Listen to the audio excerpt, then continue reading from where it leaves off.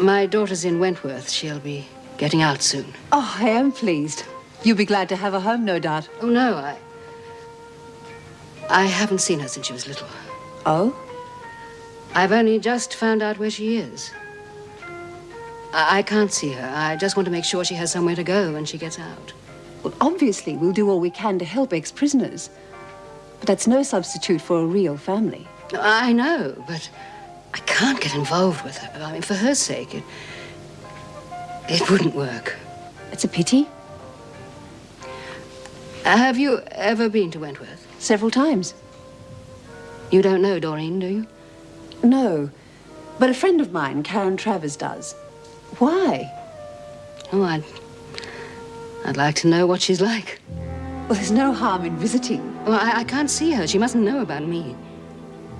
If you're interested, I have an idea.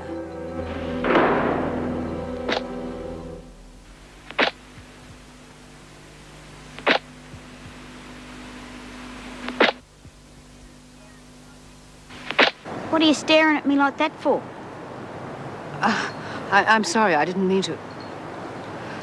I'm Alice Hemmings. I'm from the Halfway House. I don't know whether you've heard about it. One of them social workers. No, not exactly. I'm just going to help them financially.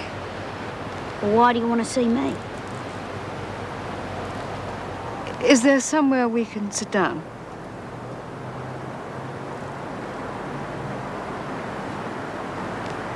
I'd heard you might be paroled soon. And if you don't have anywhere to go, would you be interested in moving there for a while? Don't know where I'm going to go yet. Do you have any friends? No. The only ones I got I wouldn't be able to see anyhow. They all got records. Hasn't anyone visited you? Family, perhaps? I only got me dad. He's probably dead. I don't know where he is. Haven't seen him since... Can't remember.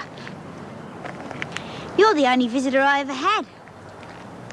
You're not really a proper one, anyhow. No, I suppose I'm not. What were you sentenced for, Doreen? I'm sorry, you don't have to tell me.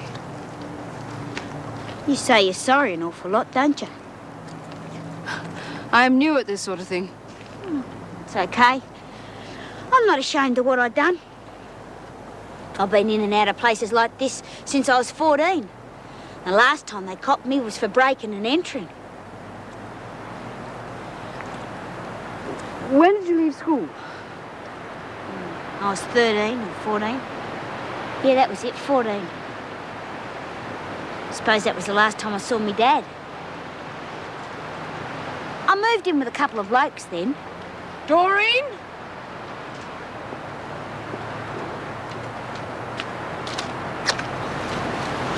Now, what are you trying to do? Nothing, Mrs. Jackson. I'm just telling the truth, that's all. You're trying to shock, that's all. Oh, well, what would she know? Probably she just wants to tell her friend she's done a good turn. I'm just giving her something to talk about. Now, you just try and be smart for once, Doreen. You'll have to have somewhere to live before you can think of getting paroled. Mrs. Hemmings may be able to help you. Yeah, I suppose. Yes, well, you behave yourself, or I tell you she's wasting her time. Yes, Mrs. Jackson. Hello. Hello, Karen. I had a phone call from Lorraine a few moments ago. You and Dr. Miller had no right to go and see her. She was very angry, and I don't blame her. How can you say that? She's turned her back on you, and now she's doing the same thing to her own daughter and grandchild. Who is illegitimate. Oh, Mum, that attitude went out with the dark ages. She still has a right to make up her own mind, Karen. I just wish she'd go and see them. I know. But there's nothing you or anybody else can say that will make her change her attitude. She's got to do it herself, and in her own time. Look, I know she's your daughter, but how can she? I mean, well, how can you accept it? I was locked out of her life for over 12 years. She visited me for 10 of those. That's more than most daughters would do. She owes me nothing. What about Judy and the baby? Well, mothers have been known to do strange things before. If I'd put Lorraine ahead of my husband, I wouldn't have ended up in Wentworth. That was different. And you just didn't walk out on her?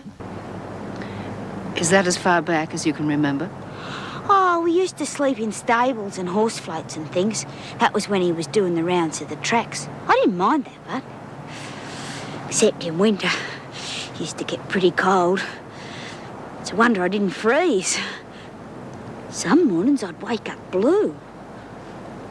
And your mother? She shot through when I was real little. That must have hurt you a great deal.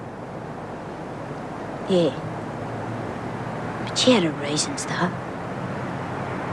Dad used to get a few under his belt and he'd start yelling and throwing things. He never talked about her much after she left, though. She was a real lady. She would have had a good reason why she didn't take me with her. You haven't seen Latham anywhere, have you? I'm hardly likely to be keeping an eye on her, Vera. Who's that with Anderson?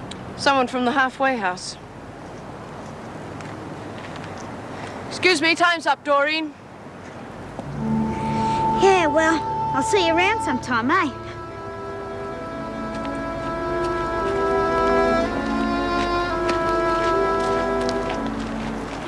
I wouldn't worry about that one if I were you. She'll be in and out of prison all her life. I've seen it happen too many times.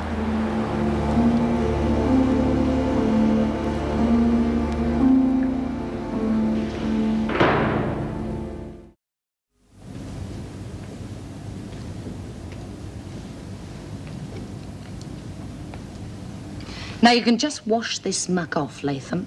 Just reminding myself I can still look like a woman, not a dog. Been scavenging in the rubbish, have you? Where you belong. Well, the next time you decide to go walk about, let an officer know, or we won't be able to answer for your safety. Why? Who are you trying to protect me from? You afraid Jackson's going to have a go at me? Just stay out of her way. Oh, yeah, sure. What chance have I got of keeping clear of a screw? Especially when she's out to get me. You don't have to worry about Mrs. Jackson. If I were you, I'd be worrying about facing B. Smith. Huh. I've handled tougher ones than that in Barnhurst. And it shows. But now's your chance to prove it. You can't have special supervision all the time. You'll fit in with these other women. But first, you're going to scrub this stuff off. You afraid the doc or Mr. Fletcher might look twice at me? They wouldn't waste their breath on you, Latham. But Miss Bennett, it's not their breath I'm interested in. They locked me inside. They brought me down. It must be that freedom is a state of mind. For my soul and my heart, they cannot bind. Oh, crikey. That's real good, Roz. Yeah, that could have been written by Banjo Patterson. Oh, it's not that good, Lizzie. Anyone can do it. You reckon? Yeah. It doesn't matter about the rhyming. It's the feeling that counts. We used to do a lot of this at school. Oh, I'd really like to do some of that. Do you reckon you could teach me how? Oh, I could try. Oh. Well, she stirred up so much trouble at Barnhurst, Bee. Always talking about getting into the men's section and having it off with one of the male officers. She had the rest of the women at each other's throats the first week she was there. Well, that's not going to happen here. Well, well, well. Speaking of sewer rats... I think you two have met. Funny how the dregs always turn up. You ought to know. See your hair grew back. Pity it wasn't permanent. Maybe I should have gone for the face. You ever come near me again and I'll tear your eyes out. You two are going to have to learn to get on a lot better than that. Well, I thought you'd be hoping the opposite, Vera. Don't push me, Smith. Good day, Pat. How you doing? Excuse me, Miss Bennett. Are we going to be allowed to have visitors this Sunday? Mr. Fletcher's ruling hasn't changed. But I haven't seen my kids since I got here. That's no concern of mine. Don't worry, Mrs. Davidson will get things back to normal. Pity your reign with Fletch didn't last longer, Vera. He didn't have time to bring back the rack. Don't worry, love. The gov will see you're all right. Yeah. I wouldn't laugh too soon if I were you. You've all been reported. And she mightn't be as soft on you as you ought like to think. You're in my seat. Stiff cheddar. Find somewhere else, Smith.